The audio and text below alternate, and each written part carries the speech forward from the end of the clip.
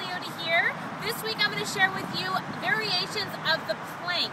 I love this exercise. I use it all the time. It's so great not only for your core, but for your upper body and your lower body. So I'm going to show you different variations of the plank.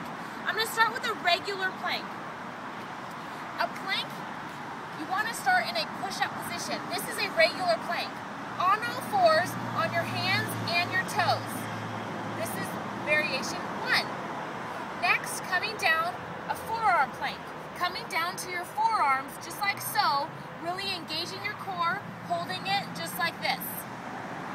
The next variation is an up-down, where you start in an upward plank, in a regular plank, top of a push-up position.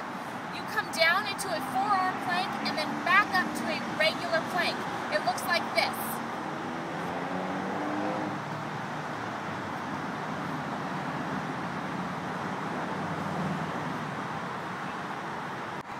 When you're doing the up-down, you can do it on one side at a time, or you can vary from side to side.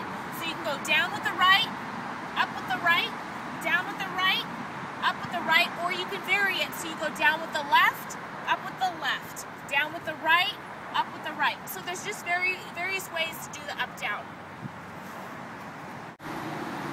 The next variation is a side plank. So you're going to take one hand, bring it directly in the middle of your mat, right under your body, come over to your side, so you're on the outer edge of one of your feet, and you're going to just stay like this. This is a side plank. So you're really engaging your oblique muscles, everything's really tight, and then you want to move over to the other side. A variation of the side plank is you can scissor your legs, so really balance here, scissor your legs, or if you like, you can catch one leg here and do a plank like this. This is a hard variation, so don't try unless you're advanced. This is a nice stretch for your hamstrings and a great hold for a plank. Moving back to the regular position of a plank, we are going to lift one leg at a time. So balancing on one toe, lifting one leg, squeezing your glutes. So here you're really targeting your lower body and your glutes. Other side. The next variation is to lift the opposite leg with the opposite hand. So coming like this. This is very challenging.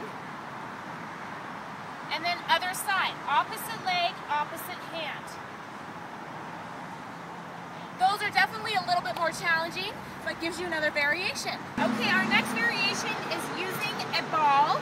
And what I'm going to do is I'm going to start by placing my feet on the ball, and I'm going to come into a regular plank. So you really have the balance on top of the ball. This is the regular plank position, or you can drop it down into that forearm plank.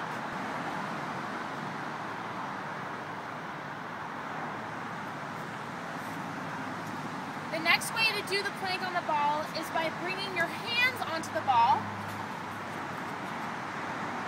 and really keeping that ball in place, having to keep your core really tight.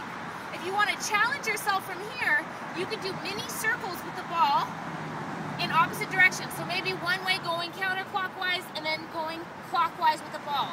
Really keeping that core engaged, your whole body is tight. Okay, the next variation, I'm going to get into that regular plank, top of a push-up, and I'm going to work my abdominals by bringing the ball into my chest and then back out. So coming up, bringing the ball in, and then rolling it back out.